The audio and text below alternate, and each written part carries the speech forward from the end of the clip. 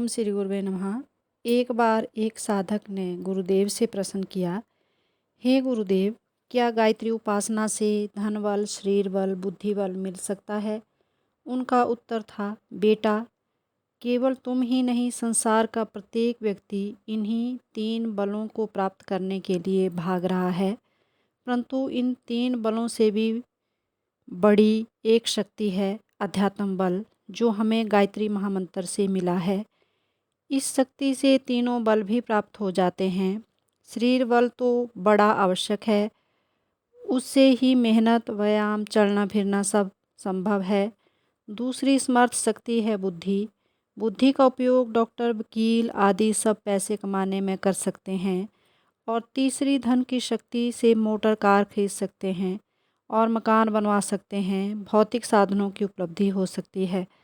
इन तीनों शक्तियों से भी महत्वपूर्ण है अध्यात्म बल। इसकी प्राप्ति के बिना शरीर बल, बुद्धि बल, धन बल सभी बेकार हैं। अध्यात्म की इस चौथी शक्ति को आज सब भूल गए हैं। दुर्योधन के पास इसी का अभाव था। उसके पास क्या नहीं था? राजपाट, धन संपदा, विशाल सेना, बुद्धि चातुर्य सभी तो था, पर आध्यात्मिक शक्ति नहीं थी। इसी कारण उसे सर्वनाश ही हाथ लगा। रावण जब मरने लगा तब विचार किया कि मेरे पास तो धन बल, जन बल, शरीर बल सब कुछ था। उधर ये वनवासी राम लक्ष्मण, इनके पास तो कुछ भी नहीं था। फिर उन्होंने विजय कैसे पाली, इस जिज्ञासा का समाधान हेतु उसने राम से ही प्रश्न किया। भगवान राम ने कहा, तुम्हारे पास तीनों बल थे, परंतु चौथा बल नहीं था, अध्यात्म बल। रावण ने पुनः पूछा, यह चौथा अध्यात्म बल कहाँ से आया? रामचंद्र जी ने बताया, यह बल गायत्री उपासना से आया। हमें गुरु विशिष्ट ने यज्ञोपवीत संस्कार के समय इस मंत्र की साधना, आदर्श और सिद्धांतों को अपने में समावेश करना इत्यादि समस्त मार्गदर्शन किया था, तथा ऋषि विश्वामित्र ने गायत्री सावित्री महाविद्या सिखाई थी। पूज्यवर ने समझाया कि गायत्री महामंत्र के मूलभूत सिद्धांतों को जीवन में उतार कर सब कुछ प्राप्त किया जा सकता है। बुराइयों को छोड़कर पवित्र विचार से पवित्र कार्य करना चाहिए। उसके आदर्शों और मर्यादाओं का पूर्ण रूपेण पालन करना चाहिए, तभी यह प्राणवान होकर प्रतिफलित होगी। गुरुदेव ने आगे बताया कि तुम देखते हो कि हनुमान जी के मंदिर रामचंद्र जी के मंदिरों से कई गुना अधिक हैं। यह सब अध्यात्म का ही प्रतिफल है। भगवान भी भक्त को अपने से बड़ा बना देता है। हनुमान जी पहले सुग्रीव के सेवक थे।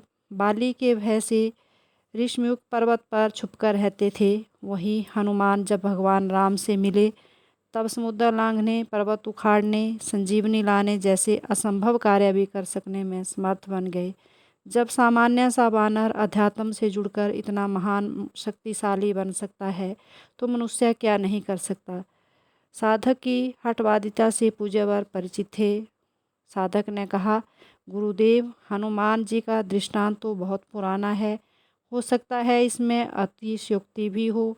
कोई जीवंत उदाहरण बताइए। पूज्यवर ने कहा, देखो बेटे, गांधी जी एक वकील थे। अफ्रीका की अदालत में जब एक मुकदमे की पैरवी कर रहे थे, तब दूसरे पक्ष के वकील की बहस का उत्तर नहीं दे पाए और उनके हाथ पैर कांपने लगे, बाणी लड़खड़ाने लगी। आखिरकार अदालत के बाहर आने पर मुवक्किल को वकालत की फीस भी गांधी जी को वापस करनी पड़ी। इतने कमज़ोर मनोबल वाले गांधी जी जब अध्यात्म से जुड़े, तब उनके अंदर इतनी शक्ति आ गई कि एक आवाज़ पर लाखों व्यक्ति मर मिटने के लिए स्वतंत्रता सेनानी बनकर आगे आ गए। जिन अंग्रेज़ के राज्य में कभी सूर्य अस्त नहीं होता था, उनको भी एक दिन भारत छोड़ना पड़ा। जब अध्यात्म की शक्ति आती है, तब आदमी के पास तीनों बल स्वयंमेव आ जाते हैं। अगर आदमी अध्यात्म को समझ ले तो निहाल हो जाए। इससे शरीर बल, बुद्धि बल, धन बल ही प्राप्त नहीं होते, अपितु लोक परलोक भी संवरता है।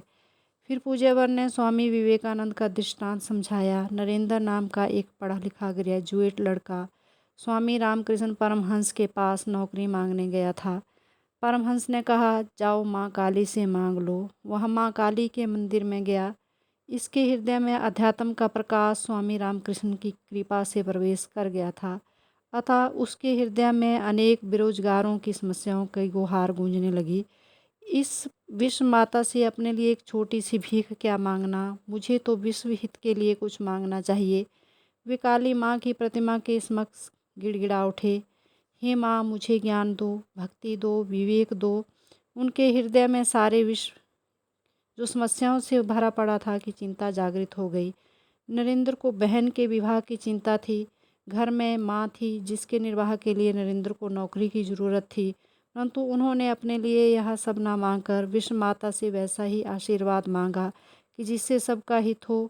वहाँ नरेंद्र जब अध्यात्म बल से जुड़ा तो विवेकानंद बन गया। गुरुदेव ने आगे कहा कि तुम हमारे साथ टाटा नगर गए थे। वहाँ जब हम टाटा की फैक्ट्री देखने गए तो वहाँ के जनरल मैनेजर ने तुम्हारे सामने ही बताया था कि यह फैक्ट्री स्वामी विवेकानंद की ही देन है। जमशेद जी टाटा ने अपनी डायरी में लिखा है कि उनकी भेंट स्वामी विवेकानंद से विदेश के एक होटल में हुई थी। वहाँ उन्होंने स्वामी जी से पूछा था कि क्या वे भारत में ऐसा स्थान बता सकते हैं जहाँ कोयला, लोहा और पानी तीनों एक साथ उपलब्ध हो सकें।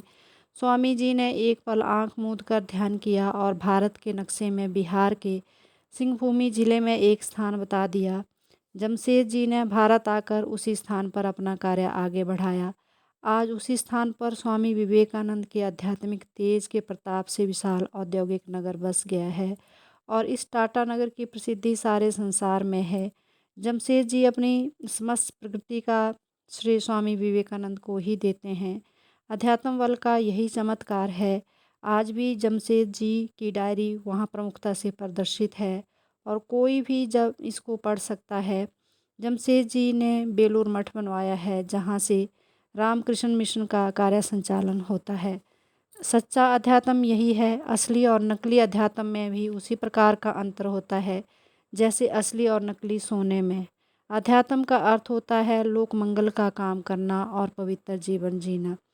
यही अध्यात्म की शक्ति का चमत्कार है। इन दृष्टांतों को सुनकर तुम्हारे भी भ्रम दूर हो गए होंगे। यदि फिर भी संतोष ना हुआ हो तो मेरे जीवन को देखो। मैं 18 घंटे लोक मंगल के लिए निरंतर काम करता हूँ। ना तो मैं कभी बीमार हुआ हूँ और ना ही कमज़ोर। कोई मुझे बूढ़ा कहता है तो मुझे गाली लगती है। मैं इस उम्र में जवान हूँ। बाल सफ़ेद होने से कोई बूढ़ा नहीं होता। भेड़ के बच्चे के बाल तो जन्म से ही सफ़ेद होते हैं। हमने लालटेन जलाकर उसकी रोशनी में चारों वेदों, 18 पुराणों तथा 108 उपनिषदों का भाष्य किया है। अखंड ज्योति मासिक पत्रिका से अध्यात्म और विज्ञान को मिलाया है। वैज्ञानिक तो अध्यात्म और विज्ञान में कुत्ते बिल्ली का वैर मानते हैं। हमने दोनों को मित्र के समान मिलाकर 1 और 1 11 के बराबर शक्तिशाली बना दिया है। जन्मभूमि आमल खेड़ा, गायत्री तपोभूमि, शांति कुंज, 2400 शक्तिपीठ, इन सब की करोड़ों की संपत्ति, लाखों परिजनों का विशाल संगठन, यह सब कहाँ से खड़ा हो गया? यह तो केवल मेरे व्यावहारिक जीवन, आदर्श और सिद्धांतों का ही चमत्कार है। अध्यात्म की मैंने असली कमाई तो अभी तिजोरी में बंद कर रखी है। उसे हमारे शरीर छोड़ने के बाद तुम स्वयं देखोगे। पूज्यवर ने अपने बारे में जो कुछ कहा उस बात को आज हम प्रत्यक्ष देख रहे हैं। गायत्री परिवार का विस्तार और अश्वमेध महायज्ञ जैसे विराट आयोजनों की सफलता, यह सब उनकी सूक्ष्म सत्ता और उनकी तप शक्ति की ही उपलब्धि है। कितने ही दुखी, रोगी, समस्याग्रस्त, व्याकुल व्यक्ति उनके पास आए और सभी को पूज्यवर ने आशीर्वाद दिया। कितने ही ऐसे परिजन हैं जिन्हें उन्होंने जीवन दान दिया, मृत्यु की गोद से वापस ले आए। आज यह सब एक गहन शोध का विषय है। हमें पूज्यवर के इस कथन से अध्यात्म से सब कुछ पाया जा सकता है। इन दृष्टांतों से पूर्ण संतुष्टि मिली। इसी अध्यात्म को उन्होंने जन जन को सिखाया। इसके वास्तविक स्वरूप को समझकर अगणित साधकों के लिए मार्ग प्रशस्त किया। जय गुरुदेव।